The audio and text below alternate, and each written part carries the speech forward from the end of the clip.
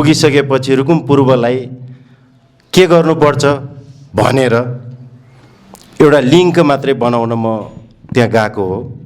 र म त्यहाँ गइसकेपछि यहाँ समस्याहरू पनि हाकिम साहबहरूलाई मैले यहाँका कार्यालय प्रमुख साहब सरहरूलाई पनि मैले फोन गरेँ। त्यो कार्यालयबाट कति सरहरू हुनुहुन्छ, हाम्रो समस्या पनि धेरै छ, हामीले गर्नुपर्ने पनि धेरै छ। जो पहिला गर्नुभयो ठिक छ, तर अब नगरिदिनु होला, गलत चिजहरू नगरिदिनु होला। तपाईँहरूलाई खबरदारी छ सर, सबै हाकिम साहबहरू हुनुहुन्छ, कार्यालय प्रमुखज्यूहरू हुनुहुन्छ, तपाईँ सही हुनुहोस्, तपाईँको सहयोगी सबै सही हुन्छन्।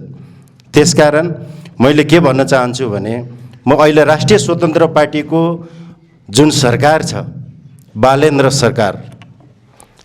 सरकारलाई पनि हामीले खबरदारी गर्ने हो। गलत गर्यो भने हामीले छोड्नेवाला छैनौँ।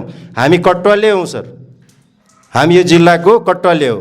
त्यसकारण हामीले राम्रो चिजलाई मनमा लिने हो, गलत चिजलाई स्वीकार्नु पनि पर्छ। मैले पनि गलत गर्न सक्छु, त्यो गलत स्वीकार्नुपर्छ। त्यसकारण सबै प्रमुखज्यूहरू हुनुहुन्छ, जुन पहिला भए पारदर्शिता भएन, तपाईँहरूको जवाबदेहिता भएन, किन जवाब दिन सक्नु हुँदैन?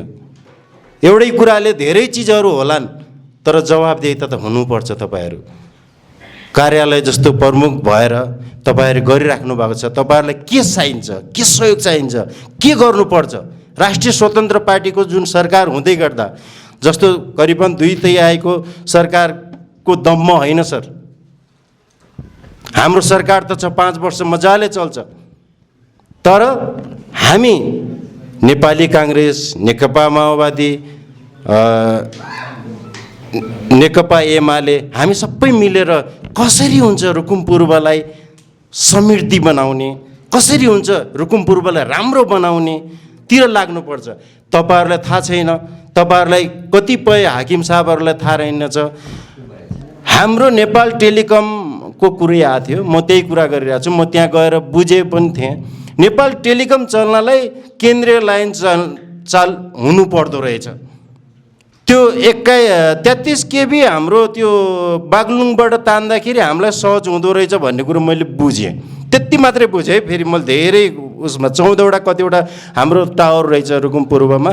यदि नेपाल टेलिकममा विद्युत भयो भने त्यो 24 आवर्स चल्दो रहेछ भन्ने मैले यो बुझेँ हो। भौतिक पूर्वाधारमा पनि गएँ, सबै ठाउँमा मैले जहाँ जहाँ पुगेँ मैले गर्नुपर्ने, तर मैले मात्र होइन, यहाँ नेपाली कम्युनिस्ट पार्टी छ, नेकपा माओवादी छ, नेपाली काङ्ग्रेस छ, अनि नेकपा एमाले छ। हामी सबै पार्टी जति पनि पार्टी छौँ, हामी आफ्नो प्रतिनिधित्व, हाम्रो एजेन्डा भनेको जनतालाई सुख शान्ति र समृद्धि बनाउने हो। हामी जनताको लागि लडेका हौँ, तर जनतालाई 1 नम्बरको सिस्ने 1 को सोध्नुहोस्, पेल्माको जनतालाई सोध्नुहोस्। अहिलेसम्म एउटा अस्थायी प्रहरी पोस्ट पनि छैन हाम्रो पेल्मामा। त्यहाँ केही घटना घट्यो भने हामी कति हिँडेर आउनुपर्छ, त्यो पीडा हेर्नुहोस्।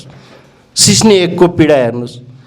यो पीडाहरूलाई कस्तो भने हामीले जुन हाकिम साहबहरू, हामी सुरक्षा निकाय सबैले मनन गरेर हामी सबै पार्टी मिलेर के गर्नुपर्छ, कसरी समन्वय गरेर हामीले तिनलाई पारदर्शिता, त्यहाँसम्म हामीले सञ्चार सेवा, बाटोघाटो कसरी पुर्याउने, यो विषयमा छलफल गरौँ। एक अर्कालाई आरोप लाउने, प्रत्यारोप लाउने, अनि यो काम हामी बन्द गरिदिउँ प्लिज। हो, गल्ती हुनसक्छ मान्छेबाट, सबैबाट होइन, कोहीबाट गल्ती हुनसक्छ। त्यसलाई मनन गर्न सक्नु पऱ्यो। ओहो, यहाँनिर मेरो गल्ती भयो भनेर।